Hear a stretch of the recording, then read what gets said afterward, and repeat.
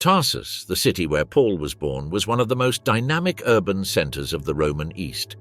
Located in the region of Cilicia, halfway between Syria and Asia Minor, it functioned as a cultural bridge between the Mediterranean and the interior of Anatolia. Its streets were filled with merchants, soldiers, itinerant philosophers, and imperial officials.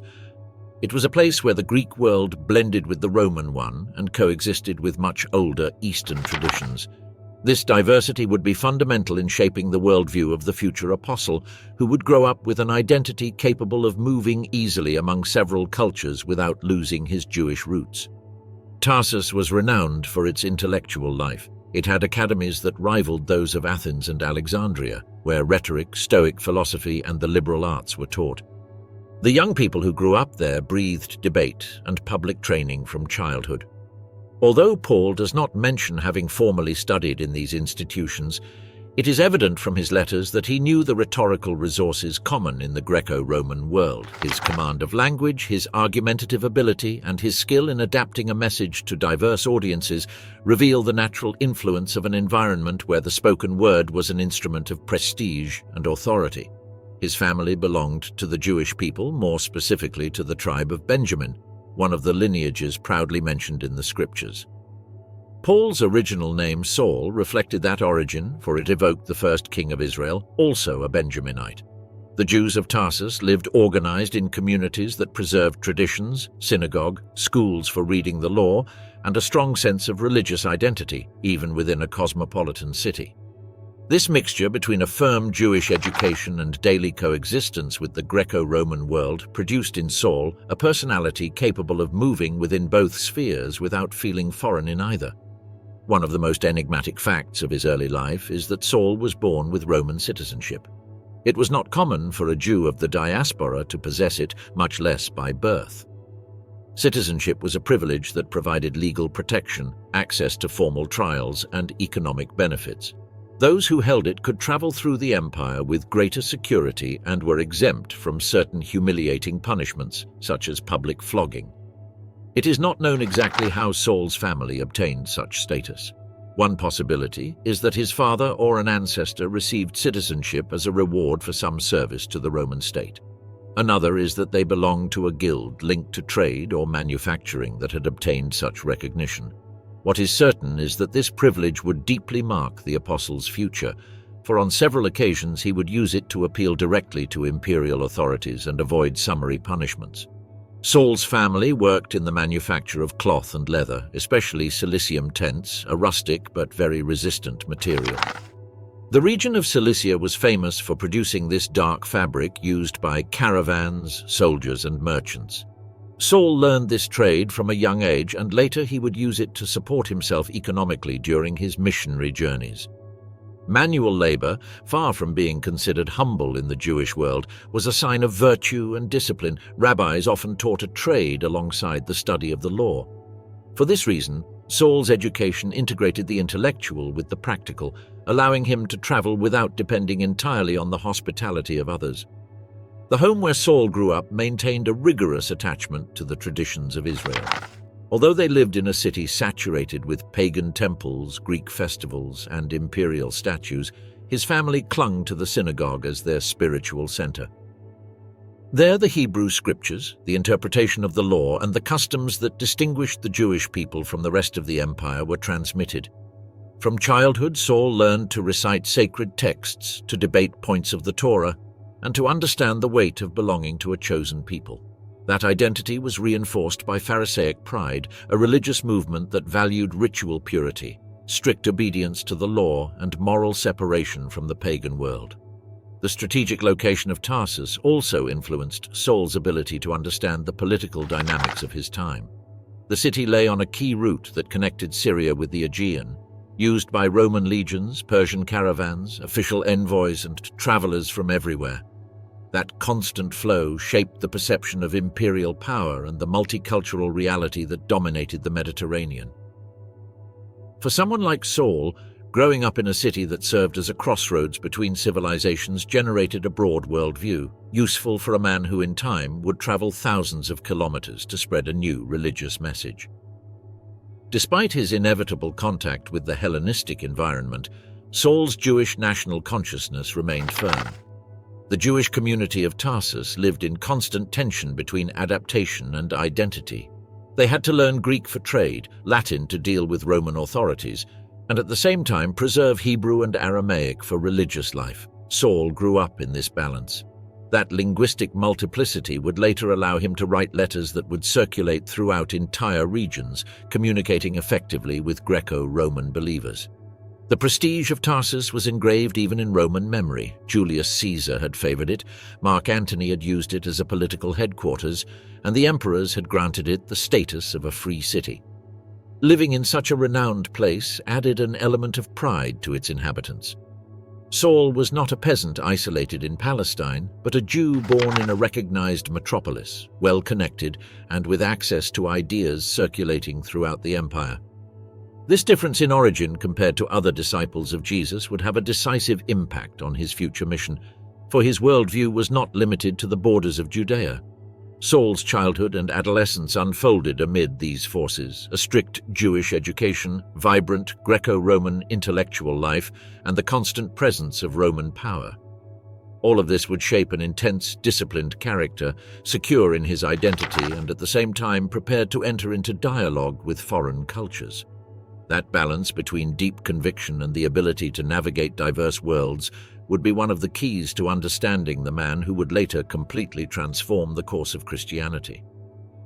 Upon reaching young adulthood, his family made a decision that would mark his life, sending him to Jerusalem to study under one of the most prestigious teachers of Judaism.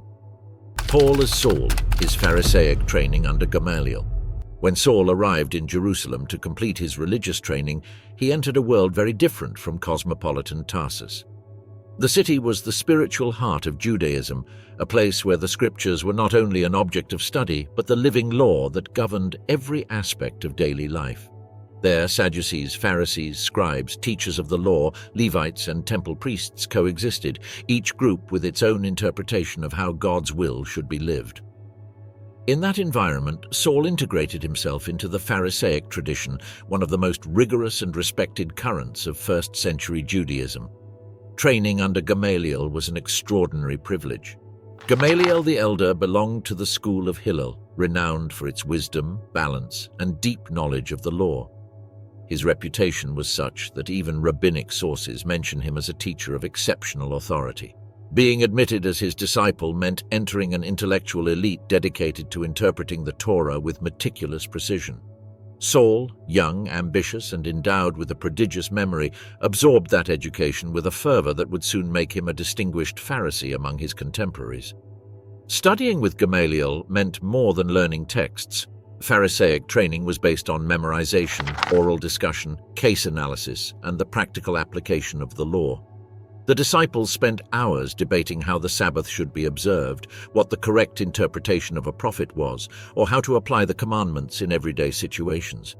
Saul was trained to evaluate every detail of life in the light of Scripture. That rigorous dedication shaped him deeply, and his zeal for the law would become one of the defining traits of his identity before his encounter with Christ. The Phariseeism of the first century was a complex movement. They were not temple priests, but teachers and laymen committed to ritual purity and the scrupulous interpretation of the Torah. They believed in the resurrection of the dead, in the existence of angels, and in the absolute sovereignty of God over history. Their social influence was enormous, for people respected their knowledge and moral discipline. For Saul, belonging to this group meant being at the very heart of the Jewish faith. From that perspective, any doctrinal deviation or movement that threatened Israel's purity had to be firmly suppressed. The daily life of a Pharisee student was intense. The days began with prayer and reading, followed by discussions with the teachers. They analyzed the laws of purity, sacrifices, marriage, vows, offerings, and the customs that were to distinguish the people of God from the rest of the nations. The priority was to form men capable of guiding Israel with doctrinal firmness. Saul showed from an early age a special talent for argumentation. His logical thinking, his ability to quote scripture, and his absolute conviction in the truth of the law made him a prominent young man within the movement. The influence of Gamaliel, however, exercised a certain balance. Unlike the more extreme currents, the master sought moderation and discernment. Later in the Acts of the Apostles, he is remembered for advising prudence in the face of the emerging Christian movement, warning not to fight against something that might come from God.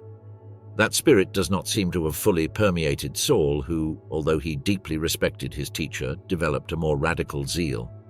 His conviction that Israel had to remain pure and intact in the face of any deviation would lead him to an aggressive commitment to the defense of the law. That zeal was also fueled by the socio-political context.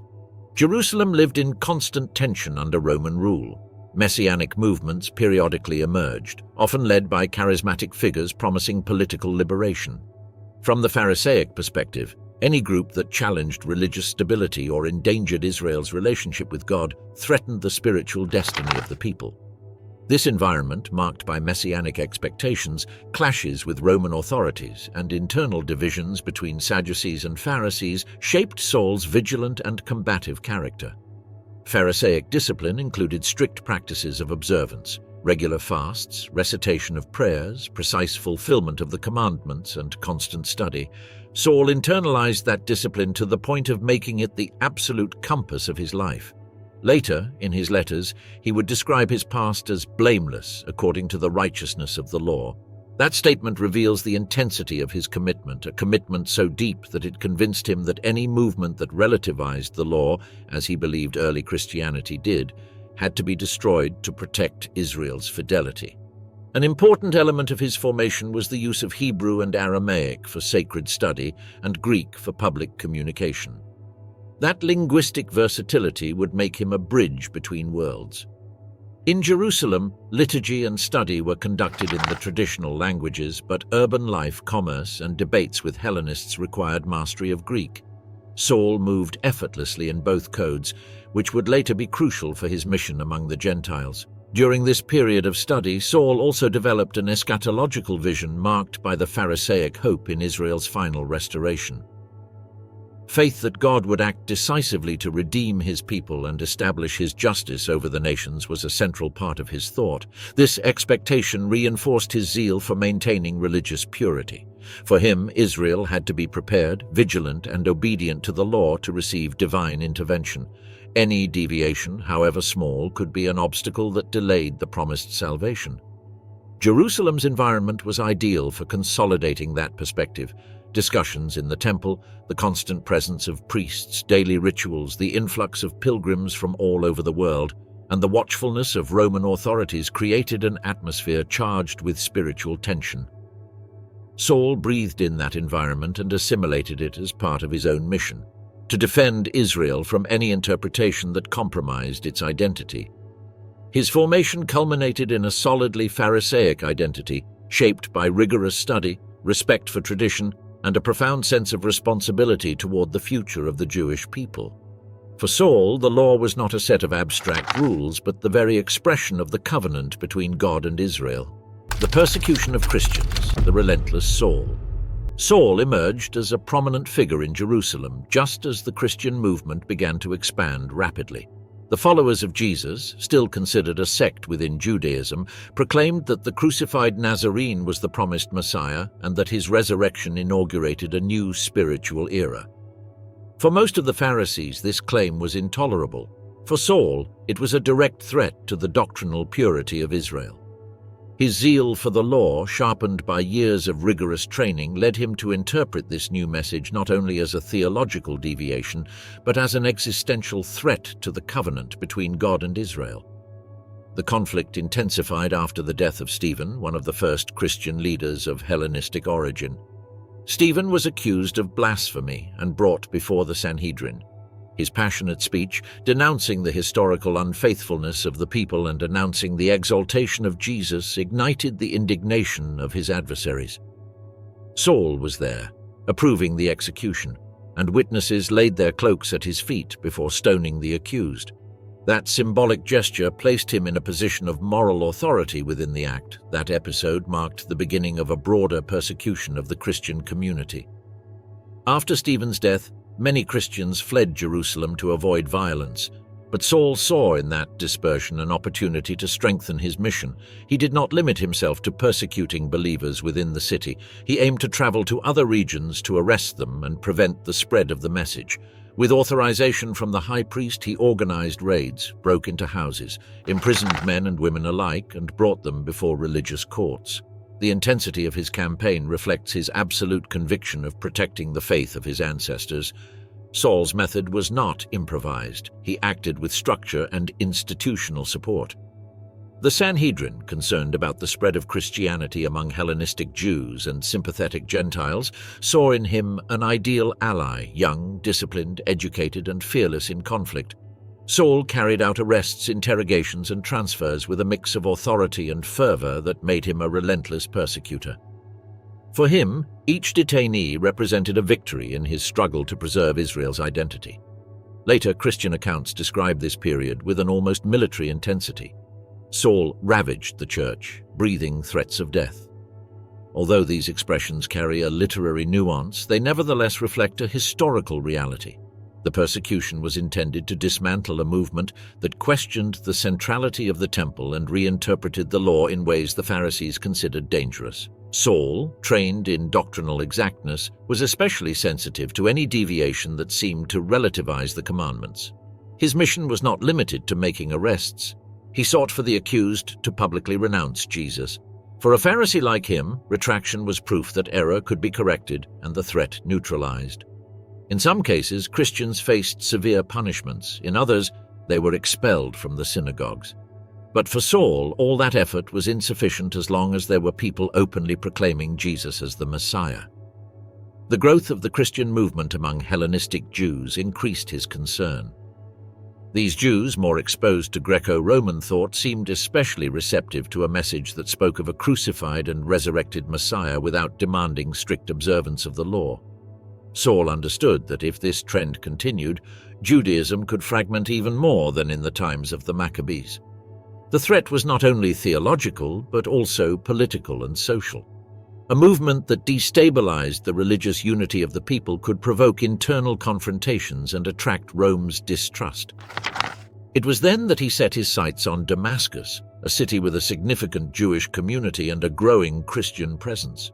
Saul obtained official letters that allowed him to act in the city's synagogues to arrest those following the Way, the name by which the first Christians identified themselves.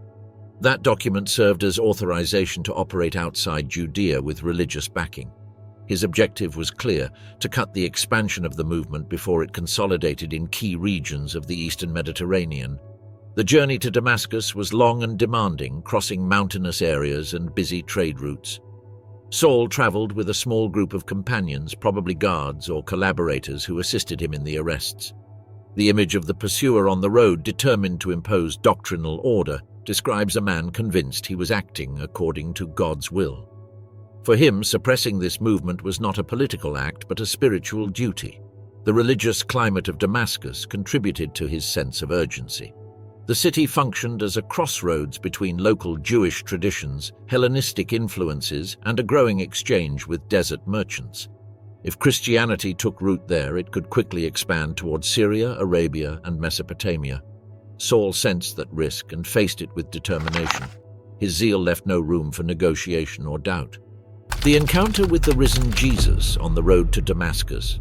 The road to Damascus, arid and bright under the midday sun, was for Saul a path of religious duty. He advanced with the determination of a man convinced he was acting on behalf of God, carrying official letters and a clear mission: to identify, arrest, and return to Jerusalem the followers of the Way. That journey, which promised to be just one more among many endeavors of doctrinal correction, would become the most radical turning point of his life. Nothing in his Pharisaic training, in his relentless logic, or in his passionate defense of the law had prepared him for what was about to happen. A few kilometers from the city entrance, the sky became unusually bright. Later accounts describe a light surpassing that of the sun, sudden and enveloping, capable of knocking Saul off his horse or bringing him to his knees, blinded by its intensity. The narrative emphasizes the irresistible quality of that light. It was not a natural flash, but a manifestation that Saul would interpret as coming from the divine realm. For a Pharisee trained to recognize God's signs in history, that radiance carried immediate theological weight. At that moment, a voice called him by his Hebrew name: "Saul, Saul, why are you persecuting me?" The repetition was typical of biblical language to convey urgency and authority. Confused and completely disoriented, Saul asked the question that revealed the magnitude of his bewilderment. "Who are you, Lord?" The answer shattered his inner world. "I am Jesus whom you are persecuting." That phrase contained a devastating revelation. Jesus was not dead, as Saul had believed. He was not a defeated impostor or a leader extinguished by the cross. He was alive, with heavenly authority, capable of entering history and confronting him directly. The experience struck down all his certainties in one blow. If Jesus was alive, then God had confirmed his mission. If God had confirmed it, Saul's persecution was not an act of faithfulness but a direct opposition to God's work. This absolute inversion of meaning explains why the Christian tradition remembers this episode with the narrative power of a sudden and total conversion. Saul did not see a ghost, a symbol, or a subjective impression. He faced the one he considered cursed by the law and found him resurrected, glorified, and aware of his persecution. The men accompanying him heard the voice or perceived the sound, but did not understand the message. This detail emphasizes the personal dimension of the revelation. Saul was the exclusive recipient of the encounter. However, there were witnesses that something extraordinary had occurred. When Saul got up, he realized he was blind. The light had extinguished his physical vision while a new understanding began to ignite within him. The blindness, more than a punishment, seemed to be a pedagogical sign.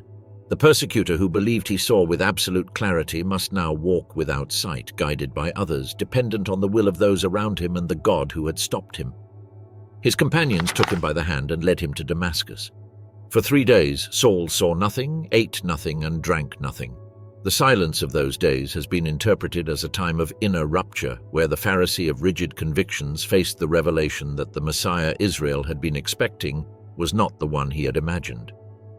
He was not a political liberator nor a nationalist restorer, but the crucified, risen one who had called him by name. That tension between his former vision of the Messiah and the new reality he had experienced plunged him into a state of deep spiritual bewilderment. While Saul was motionless in Damascus, another character entered the scene, Ananias, a disciple of Jesus who lived in the city.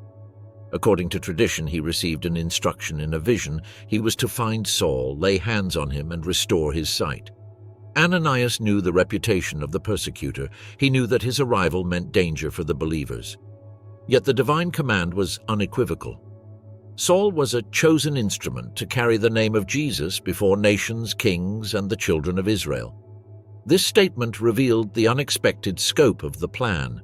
The persecutor would become a messenger. When Ananias arrived at the place where Saul was staying, he greeted him with a title that anticipated his spiritual transformation: Brother Saul. That word, spoken by someone whom Saul would have arrested days before, condensed the heart of the gospel he was only beginning to understand. Ananias laid his hands on him, and something like scales fell from his eyes. His sight returned, but it was no longer the same. Saul now saw with a different clarity, not based on the rigor of the law, but on the revelation of a living Messiah. Having regained his sight, he was baptized. The act marked a radical turn in his identity. For a Pharisee, baptism did not have the same meaning as for the followers of Jesus. For Saul, receiving it meant publicly acknowledging that the crucified one was the Lord and Messiah. It was a renunciation of his former understanding of righteousness and an acceptance of the path he had previously destroyed. Baptism sealed the beginning of his life as a believer, even though he did not yet fully comprehend the magnitude of his new calling. The first moments after his conversion were marked by a mixture of surprise, doubt, and inner transformation. The Christians of Damascus, fearful at first, began to accept that the persecutor had become a disciple. The news spread quickly. The man who had sown terror among believers now proclaimed the message he had previously tried to destroy. This abrupt transition generated disbelief among some and alarm among others, but it was impossible to deny the change. His baptism and early years as a believer. After regaining his sight in Damascus and receiving baptism, Saul began a decisive but little documented stage of his life, his first years as a believer. This period, although silent compared to his future missionary activity, was fundamental in shaping his theological identity and his understanding of the message he had decided to embrace. The man who had arrived in the city as a persecutor now remained there as a disciple, facing a new spiritual reality that challenged everything he had built since his youth. Accounts describe that immediately after his baptism, Saul began preaching in the synagogues of Damascus, announcing that Jesus was the Son of God.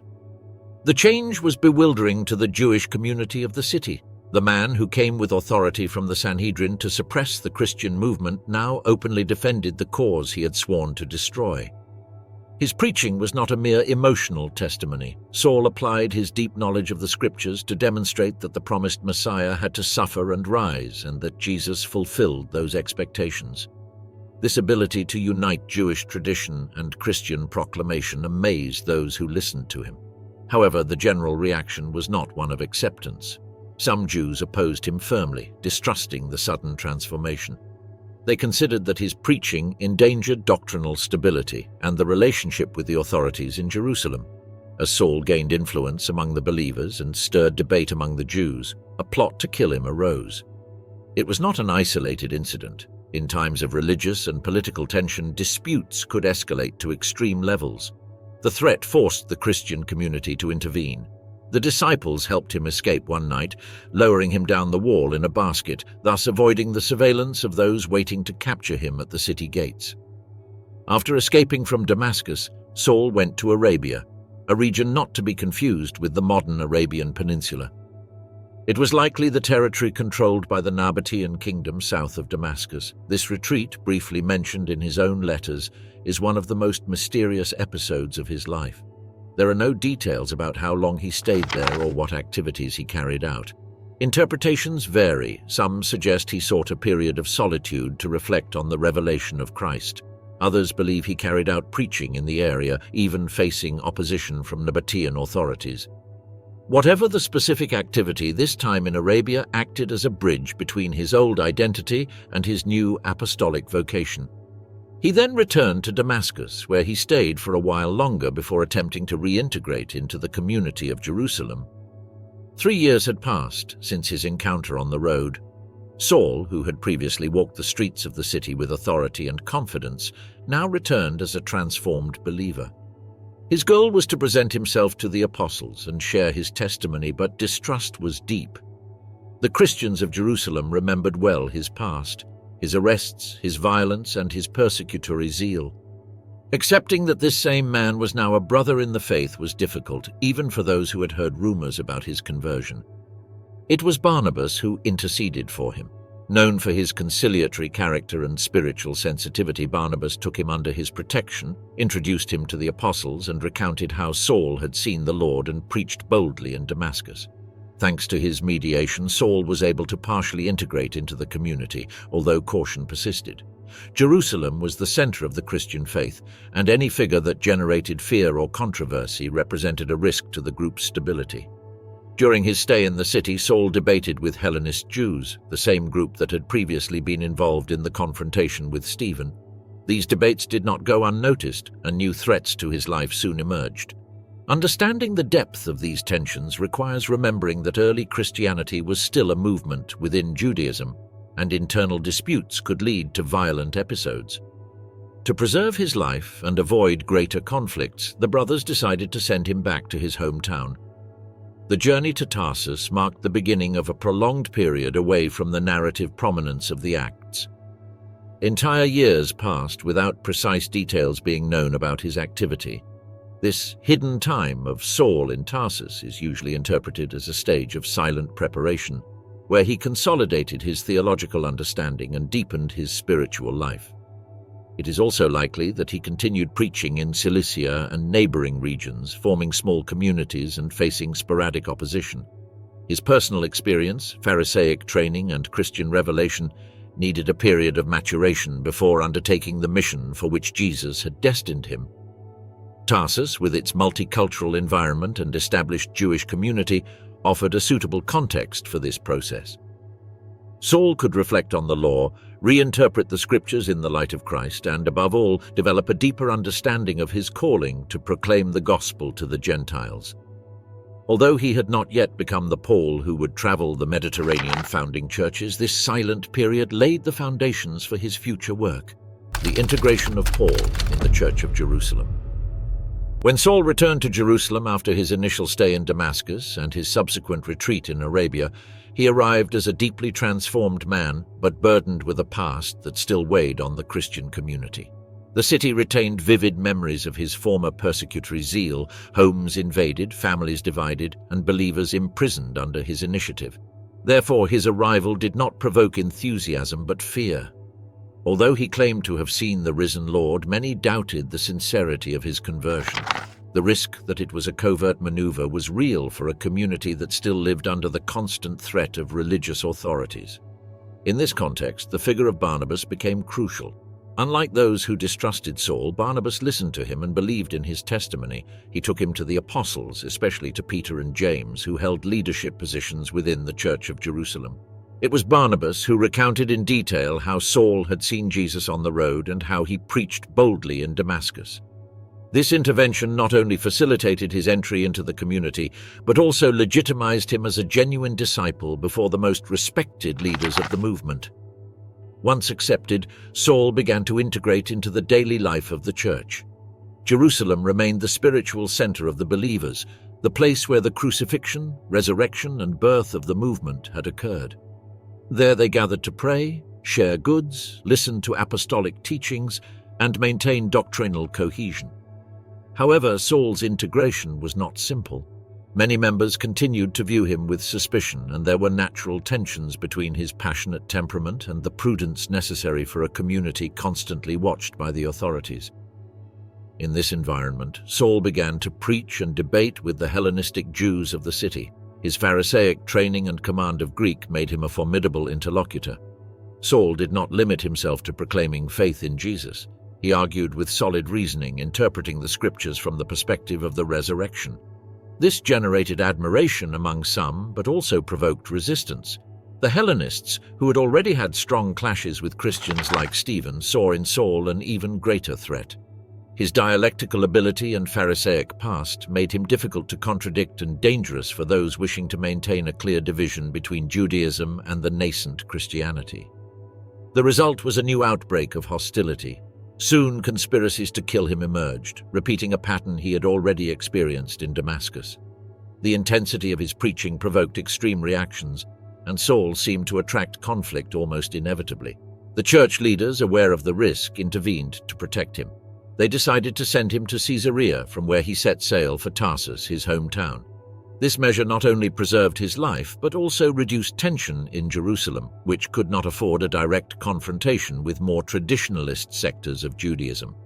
His departure marked the beginning of a prolonged period away from the Jerusalem community. However, his ties with the church were not broken. Saul continued to be considered a brother, although his role was still not fully defined.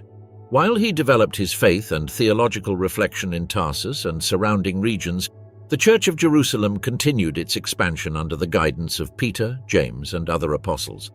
This balance between spiritual closeness and geographical distance would be fundamental for his future mission among the Gentiles, as it allowed him to deepen his vocation without being trapped by the internal tensions of Jerusalem. Despite his absence, the church continued to grow and extend into territories beyond Judea. It was in Antioch where this growth reached an unexpected magnitude, with numerous Gentiles embracing the faith. The news of this phenomenon reached Jerusalem, and the community sent Barnabas to supervise and strengthen the work. Seeing the potential of the city and the need for a collaborator with a broad vision, Barnabas remembered Saul and went to Tarsus to find him. This decision marked a definitive turning point in his full integration into the Christian mission. When Barnabas found Saul, he was no longer the newly converted novice, but a man matured through years of reflection and preaching in environments not strictly Jewish.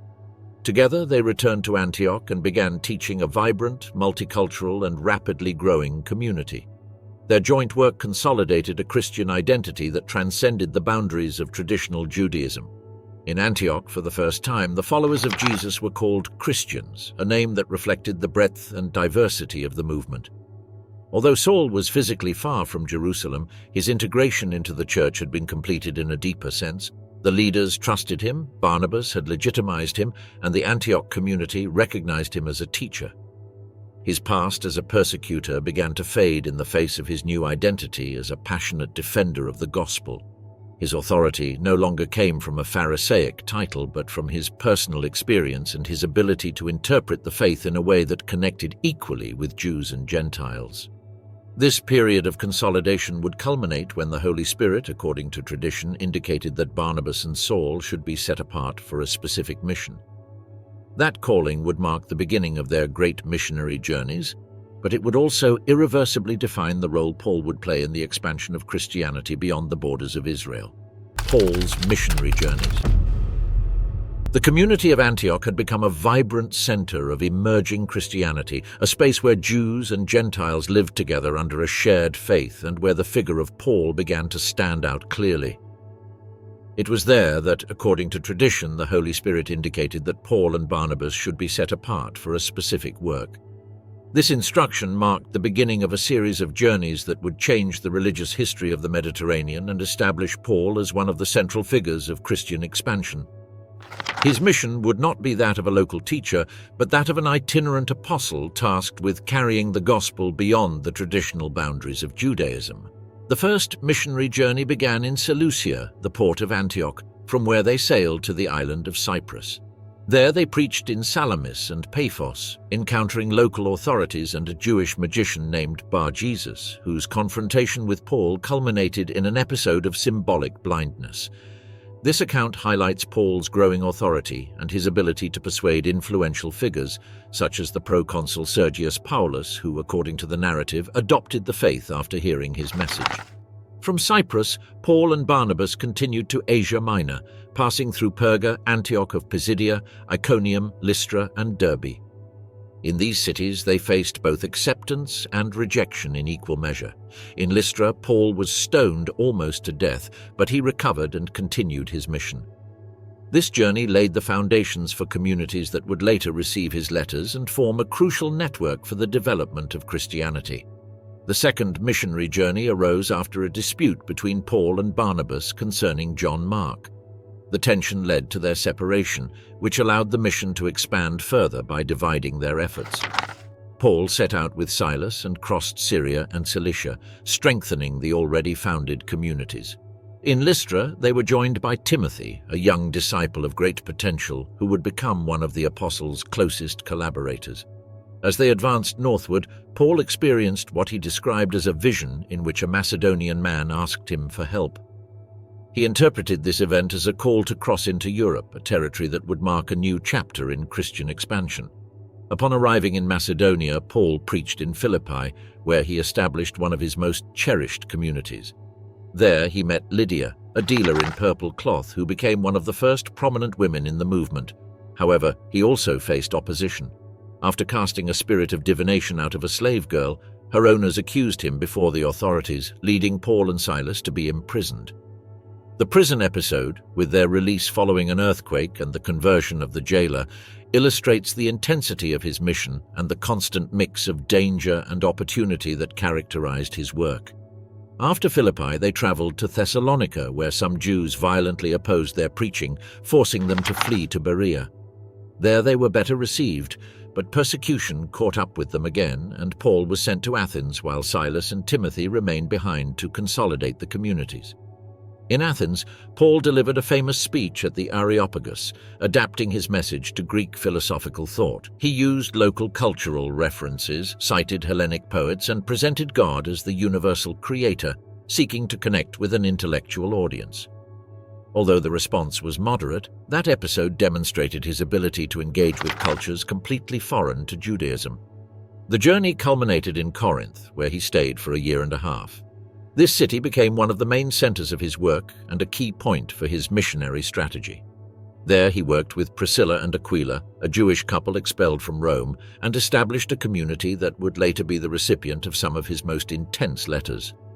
From Corinth, Paul returned to Antioch, completing a journey that had consolidated the Christian presence in Greece and Asia Minor. The third missionary journey was an enterprise of deepening and consolidation. Paul returned to the communities he had previously founded, strengthening their faith, resolving internal disputes, and expanding his theological teaching.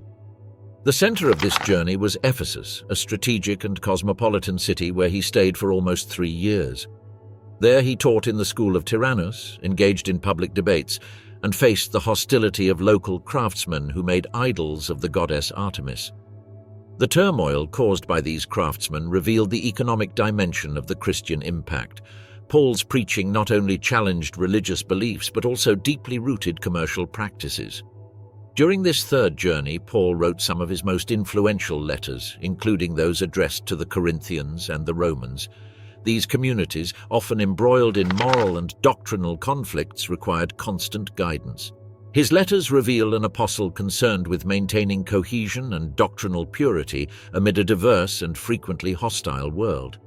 From Ephesus, he also undertook a collection for the poor of Jerusalem, seeking to unite Gentile and Jewish churches in a gesture of solidarity. The journey culminated with his return to Jerusalem, where the church leaders received him with joy, although also with caution. His reputation had spread throughout the Mediterranean world, and both his followers and his detractors recognized his impact. The communities she founded and strengthened. Throughout his missionary journeys, Paul not only preached the gospel, he left behind a network of diverse communities that would become the pillars of early Christianity. Every city where he stayed for more than a few days became a meeting point for merchants, artisans, slaves, influential women, Jews of the diaspora, and Gentiles drawn to a message that promised a new life. Paul did not conceive of the mission as a series of isolated sermons, but as the construction of living communities capable of sustaining themselves, growing, and multiplying in an often hostile environment. These communities received his initial teaching, but also continued to grow thanks to local leaders, collaborators sent by Paul himself, and the letters he wrote from a distance to correct, exhort, or encourage. Corinth was one of the most complex and cherished communities by Paul. Located at a strategic point between the Aegean and Ionian seas, it was a vibrant port city, famous for its cultural diversity and bustling social life. There, wealthy merchants and rightsless slaves, itinerant philosophers, sailors, foreigners, and religious groups of all kinds coexisted. Christianity found fertile ground in Corinth, but it was also full of moral challenges and internal divisions. Paul dedicated a year and a half to the formation of this community, even working with his own hands alongside Priscilla and Aquila in making tents. His relationship with the Corinthians was intense, marked by affection, frustration, and hope. The letters addressed to them show debates about sexual morality, rivalries among leaders, liturgical conflicts, and doctrinal confusions, but they also reveal a vibrant community seeking to understand the message of Christ in a world full of tensions. Ephesus, another main center of his mission, represented a cosmopolitan city with strong religious significance due to the Temple of Artemis, one of the wonders of the ancient world. There, Paul encountered both receptivity and opposition. He taught in the synagogue and later in the school of Tyrannus, managing to form a large and disciplined community. In Ephesus, local disciples such as Tychicus, Timothy, and others emerged as key figures in consolidating the church. The conflict with artisans who made statues of Artemis showed that Christianity not only challenged traditional religious beliefs, but also the economic systems linked to worship. The Ephesian community was strengthened through persistent teaching that ranged from moral life to a deep understanding of Christ as the head of the church. Philippi, in Macedonia, offered a notable contrast. There, the community was born unexpectedly, with the conversion of Lydia, a dealer in purple cloth who opened her home to believers. The Philippians stood out for their generosity and constant support of Paul, even during times of persecution and imprisonment. The letter to the Philippians reflects a relationship of mutual affection and trust. This community was small compared to those of Corinth and Ephesus, but it was marked by deep spiritual stability. Despite the challenges they faced, such as local opposition or rumors about Paul's conduct, they remained faithful and continuously collaborated with his material and spiritual needs. Thessalonica represented another key point in Paul's missionary strategy. The city, the capital of Macedonia, was a significant political and commercial center. There, his preaching provoked a combination of rapid acceptance and immediate resistance. Many Greeks and influential women joined the faith, but the synagogue leaders reacted with violence, forcing Paul to flee. Despite this brief time, the Thessalonian community grew and remained faithful. The letters to the Thessalonians reveal a young church facing constant persecution and needing guidance on issues such as the coming of Christ, moral life, and community responsibility. Paul felt a deep pride for them, as they stood out for their perseverance despite their inexperience. Galatia, a region rather than a specific city, hosted several communities founded during the first missionary journey. The population of Galatia was diverse, with Celtic, Greek, and Eastern influences. The Galatians initially received the message with enthusiasm, but later faced the influence of teachers who demanded observance of the Mosaic law as a requirement for salvation. The letter to the Galatians is one of Paul's most intense writings, full of urgency and firmness, defending that salvation did not depend on circumcision or ritual observance, but on faith in Christ. The Galatian community reflected the central tension of early Christianity, the relationship between the Jewish law and Christian freedom. In addition to these major communities, Paul founded or strengthened many others in cities such as Derbe, Lystra, Iconium, Berea, and Colossae. Each had its own characteristics depending on its culture, economy, and social structure. In some, Gentiles predominated, in others, Hellenistic Jews. In some, he faced entrenched idolatry, in others, philosophical speculation. Paul adapted his preaching to each context, seeking to connect with local spiritual concerns without compromising the core of the gospel. That capacity for cultural dialogue was one of his greatest strengths. He did not act alone. His collaborators formed a dynamic missionary team that included Timothy, Silas, Luke, Titus, Mark, and others. These men and women traveled, taught, solved conflicts, organized collections, and represented Paul in places where he could not be. This system of shared leadership allowed communities to grow even when Paul was absent, imprisoned, or in transit. The network he built functioned like a resilient fabric connecting distant churches, creating a coherent movement despite regional diversity. The conflicts and persecutions she faced. The mission of Paul was an enterprise marked by dynamism, but also by constant confrontation. Wherever he preached, opposite reactions arose. Some embraced the message with enthusiasm, while others perceived it as a threat to tradition, the local economy, or public order. This pattern was repeated in almost every region he visited. His story cannot be understood without observing the persecutions, internal conflicts, and social tensions that surrounded his work. Paul was not a preacher who operated from comfort. He lived on the move, exposed to rejection, violence, and betrayal, and yet he persisted with a determination that would shape the character of nascent Christianity. One of the first major conflicts occurred in Antioch of Pisidia, where his preaching in the synagogue initially attracted many Jews and God-fearing Gentiles. However, the enthusiasm aroused the envy of some Jewish leaders who saw their influence threatened. They incited influential figures in the city to expel Paul and Barnabas from the territory. This episode reveals the constant dynamic between recognition and rejection that accompanied the apostle. Initial acceptance often led to opposition when the new teaching disrupted established religious or social structures. In Iconium, the tension was even more pronounced. The city was divided between those who supported the Christian message and those who sought to silence it. Jewish and Gentile leaders conspired to stone Paul and his companion, forcing them to flee hastily. This attempt at lynching, which would not be the last, showed how deeply the Christian message could polarize an entire community. But it was in Lystra where Paul faced one of the most dramatic episodes of his missionary life. After healing a man who had been lame from birth, the inhabitants of the city mistook him for an incarnate god, which he immediately rejected. However, when agitators arrived from Antioch and Iconium, the crowd changed its attitude. They attacked Paul and stoned him, believing him to be dead. They dragged him outside the city, but surprisingly he got up and continued on his way. This event, described almost soberly in the accounts, reveals not only the level of violence to which he was exposed, but also his resilience and determination. The persecutions did not come solely from Jews defending tradition. In many Gentile cities, the Christian message clashed with economic and political interests. In Ephesus, for example, Paul's preaching provoked a reaction from the artisans who made statuettes of the goddess Artemis.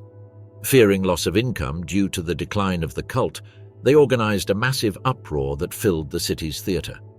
The crowd shouted that Artemis had to be defended, showing how the gospel could alter social balance and even affect the local economy. Paul wanted to address the crowd, but his companions and well-meaning local authorities convinced him that his life was in danger. This episode demonstrates that his mission not only involved theological debates, but also confrontations with deeply rooted economic systems. Persecutions also manifested in the form of arrests and imprisonments. The episode in Philippi, where Paul and Silas were publicly flogged and imprisoned, reflects the arbitrariness with which Christian missionaries could be treated. Accused of disturbing the order and spreading non-Roman customs, they were subjected to severe punishments without a proper trial.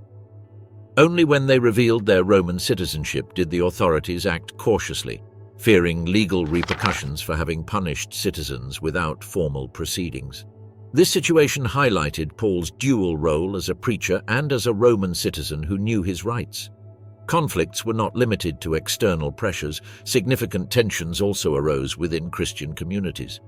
In Corinth, for example, internal division led some to identify with Paul, others with Apollos, others with Cephas, and some even claimed to follow only Christ.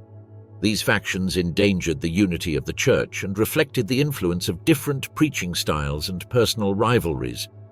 Paul responded through letters, urging the community to maintain cohesion and reminding them that the gospel should not be fragmented according to human preferences. In Galatia, the conflict had a deeper doctrinal nuance. Some teachers taught that Gentile converts had to observe the Jewish law, including circumcision. Paul emphatically rejected this position, and his letter to the Galatians shows the emotional and theological intensity with which he confronted this controversy. For him, demanding circumcision from the Gentiles meant denying the sufficiency of Christ and returning to a system that no longer defined righteousness before God. This dispute illustrates the type of doctrinal struggles that shaped early Christianity. Physical exhaustion also marked Paul's life. In his own letters, he mentions exhausting journeys, sleepless nights, hunger, cold, and constant vigilance against dangers. His itinerant work involved navigating stormy seas, crossing mountains, traversing deserts, and facing the political instability of entire regions. Moreover, he mentions shipwrecks, robberies, and threats from false brothers, a term he uses for individuals who, from within the communities, acted in bad faith or spread teachings contrary to the gospel. Despite this adversity, Paul did not abandon his mission. His resilience did not come solely from personal conviction, but from his profound spiritual experience. He considered suffering not an obstacle, but an inherent part of the apostolic calling. For him, difficulties did not diminish the truth of the message. They strengthened it.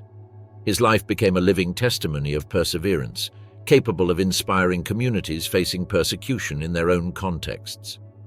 Paul's letters, doctrinal basis of Christianity. As the communities founded by Paul grew and faced their own challenges, the need for constant communication arose to guide, correct, and strengthen their faith.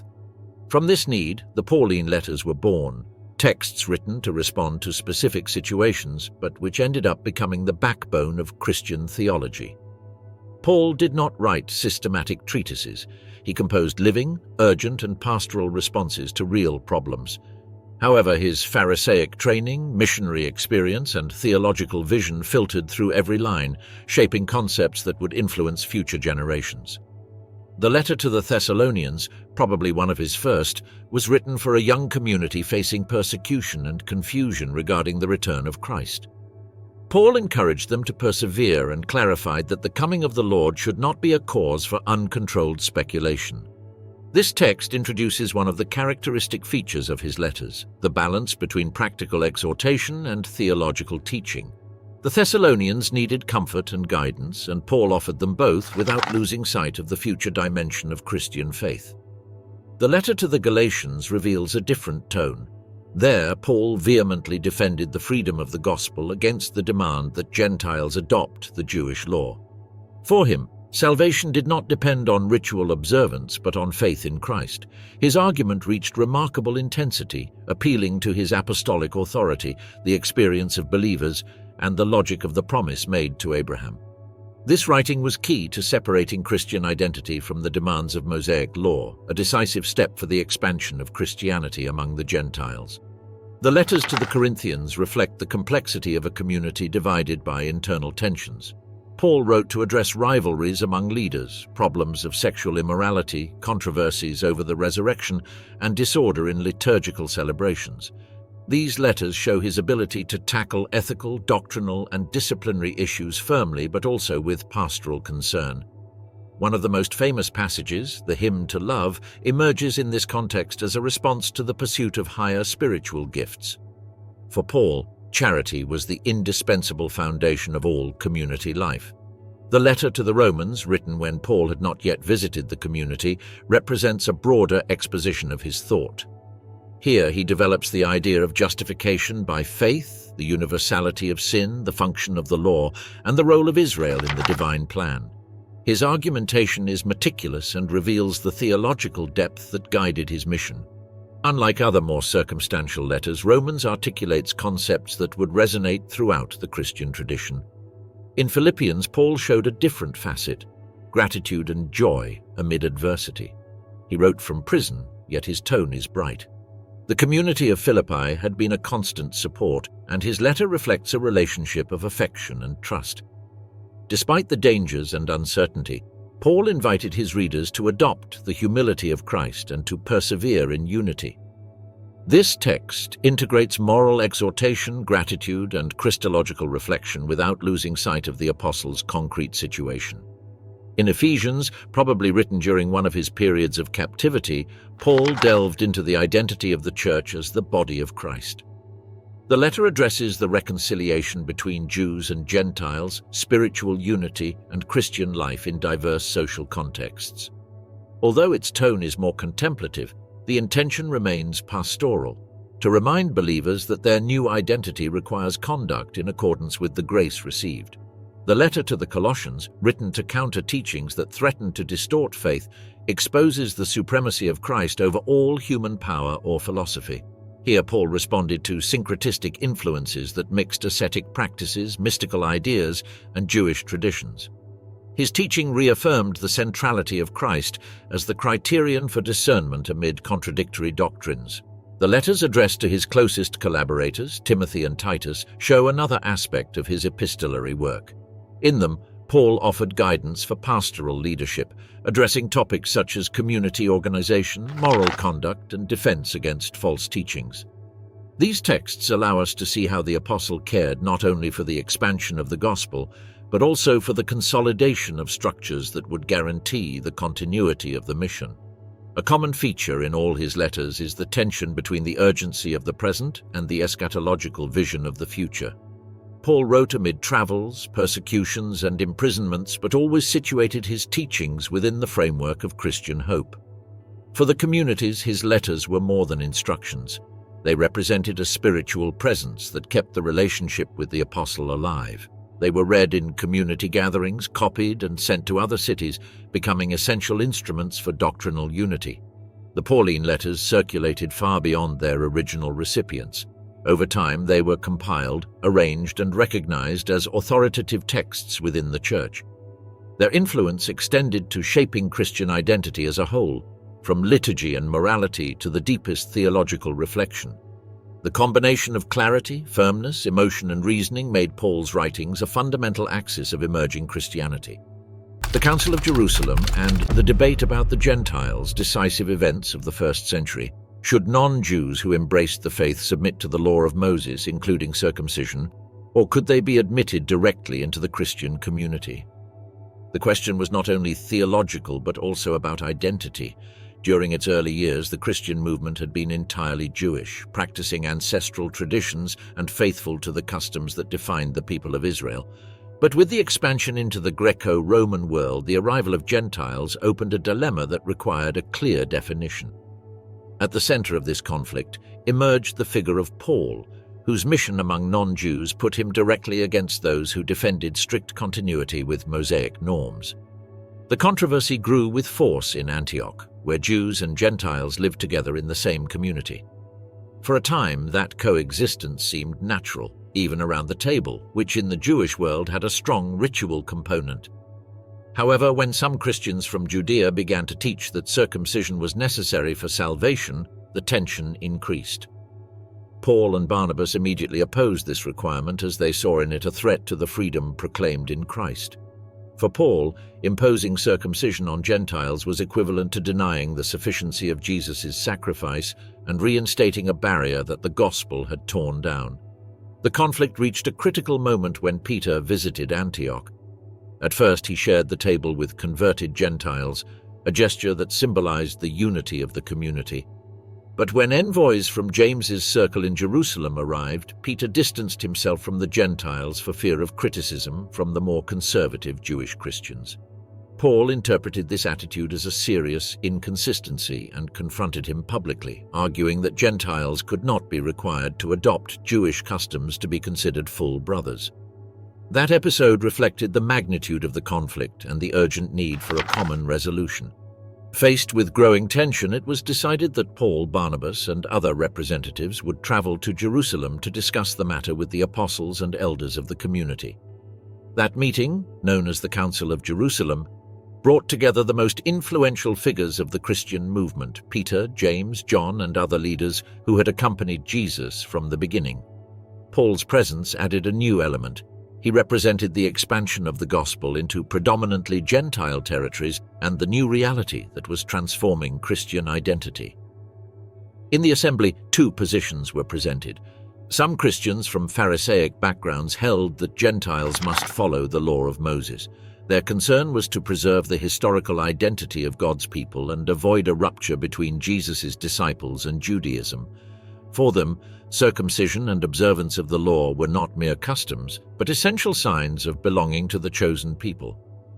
Paul and Barnabas then recounted what they had seen among the Gentiles: sincere conversions, spiritual gifts, profound transformations, and communities that flourished without submitting to Jewish ritual norms. Their argument was based on the tangible experience of the mission.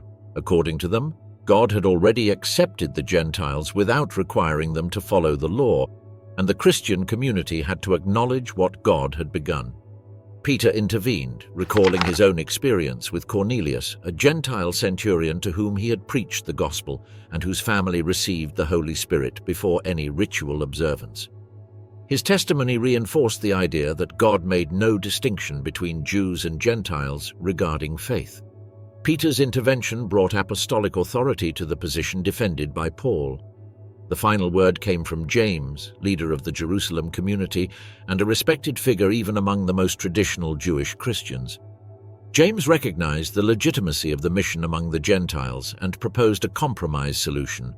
The Gentiles would not need to be circumcised or fully submit to the Mosaic law, but they had to abstain from certain practices that caused tension with believing Jews: idolatry, sexual immorality, and the consumption of meat with blood or sacrifice to idols.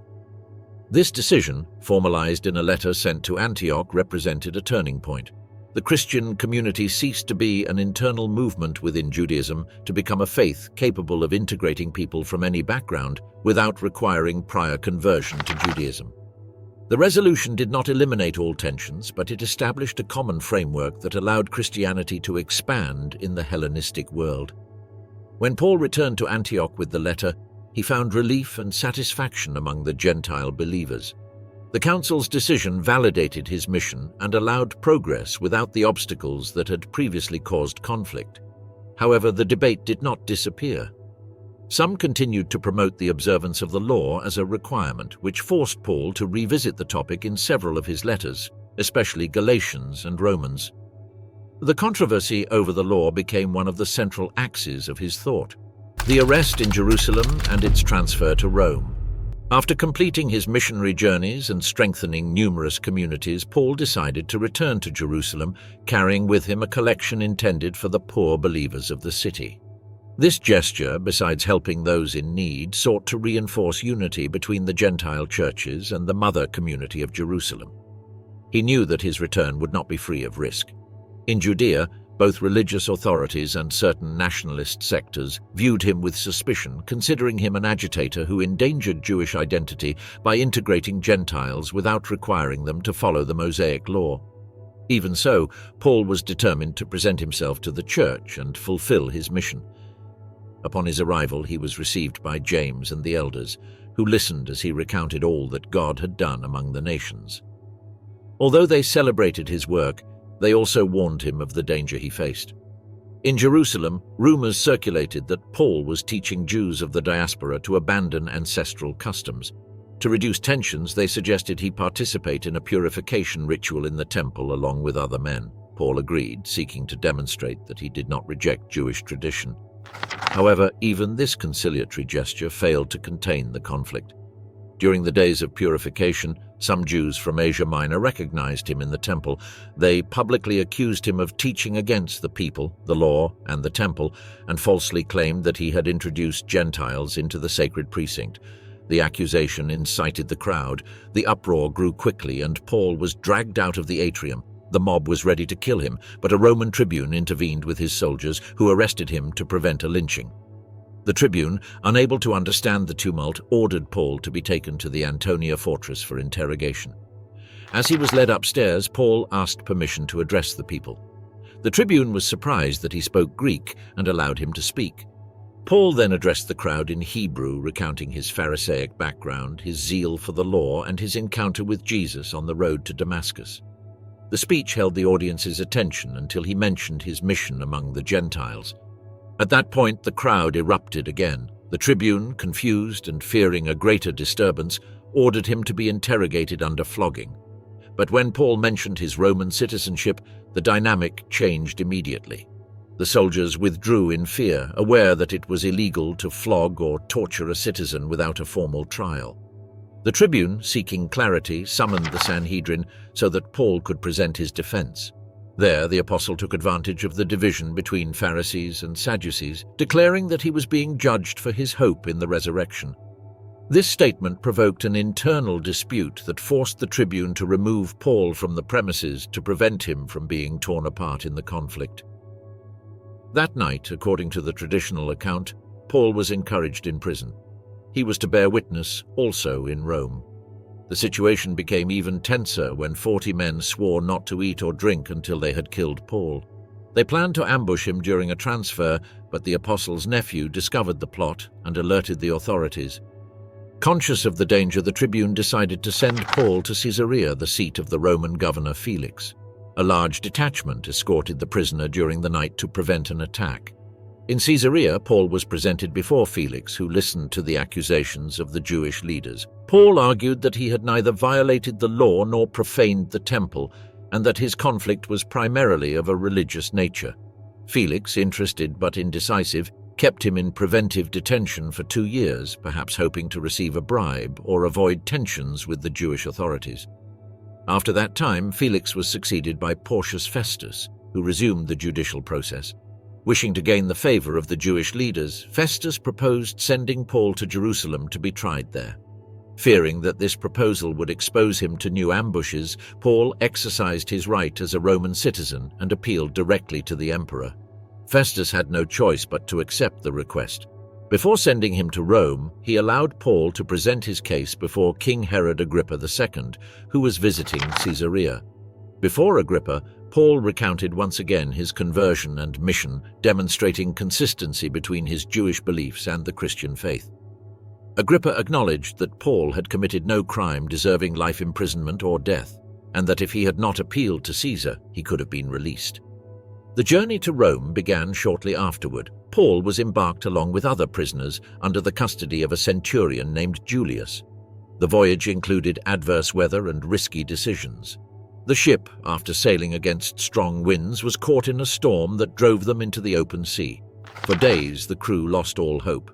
Paul, however, affirmed that no passenger would lose their life. Finally, the vessel ran aground on the island of Malta, where the shipwrecked were received with hospitality. There, Paul survived the bite of a venomous snake and healed local sick people, which earned the respect of the inhabitants. After spending the winter in Malta, Paul was taken to Rome. Upon arrival, he was allowed to live under a kind of house arrest, guarded by a soldier but free to receive visitors. From that rented house, he continued preaching and teaching those who came to listen while awaiting an audience before the emperor. The death of Paul under Nero. House arrest in Rome marked the beginning of the final stage in Paul's life. He lived under the supervision of a soldier but was free to receive collaborators, teach those who approached, and even write letters that would later circulate among Mediterranean communities. This period, although technically a prison, allowed him to continue his apostolic work in a surprisingly active way. However, the relative calm did not last. With Nero's rise and the progressive deterioration of the political climate, Paul's horizon began to darken. During the early years of his reign, Nero did not show particular hostility toward Christians, but over time, his government became more unpredictable and violent. After the fire of Rome in 64, which destroyed much of the city, the population sought someone to blame. According to later Roman sources, Nero shifted the responsibility onto the Christians, presenting them as an unknown, suspicious, and easily demonized group. From that moment, persecution became systematic, especially in the capital. There are no detailed records describing Paul's movements between his first arrest in Rome and his eventual execution. Some traditions suggest he was released after his first audience with the emperor, which would have allowed him to travel again, perhaps to Spain or to the communities of the Aegean. However, what seems clear is that during Nero's persecution, Paul was arrested a second time. This time, his situation was notably harsher than during his initial house arrest. He was imprisoned under much harsher conditions, probably in the Mamertine prison or similar facilities where prisoners awaited trial or execution. The letters attributed to this period, especially 2 Timothy, show an aged Paul, aware that his life was approaching its end. A different tone is perceived. Hope persists, but accompanied by sober lucidity regarding his fate.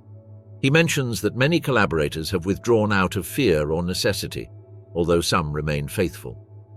In this context, Paul expresses wishes for certain personal items, such as a cloak and scrolls, to be brought to him, revealing both the precariousness of his situation and his persistent dedication to study and teaching. The persecution under Nero included cruel methods intended to generate public terror. Some Christians were crucified, others burned alive as human torches, and others thrown to wild beasts. Paul, however, as a Roman citizen, was exempt from these degrading punishments. His execution had to be carried out quickly and using a method considered more dignified by Roman standards. Tradition agrees that he was sentenced to death by beheading, a procedure reserved for citizens with legal rights. The place of his execution is traditionally associated with the Via Ostiense, an area southwest of the city. Unlike Peter, whose crucifixion is linked to the Vatican, Paul would have been led outside the walls on a short route from his prison. The image of the apostle walking toward the place of his death, guarded by soldiers and perhaps accompanied by some disciples who stayed close, reflects the contrast between his Pharisaic past and his final fate as a prisoner of the empire he had traveled during his missions. The beheading, although quick, definitively marked the end of his earthly life. There are no ancient descriptions of the exact moment, but Christian tradition preserved the memory of his death as an act of testimony. The place of his burial became an early point of devotion, and over time, the Basilica of St. Paul outside the walls was built, one of the most important centers of Christian memory. There, according to tradition, his remains rested, attracting pilgrims from the earliest centuries. The impact of his death was not only emotional for the communities he had founded, it represented the loss of a leader who had articulated much of Christian identity and driven its expansion beyond the boundaries of Judaism. For many believers, his absence created a void that would be filled by his letters, which gained even greater authority after his martyrdom. The communities that had received his direct teaching became guardians of his legacy, copying and transmitting his writings to ensure the continuity of his message.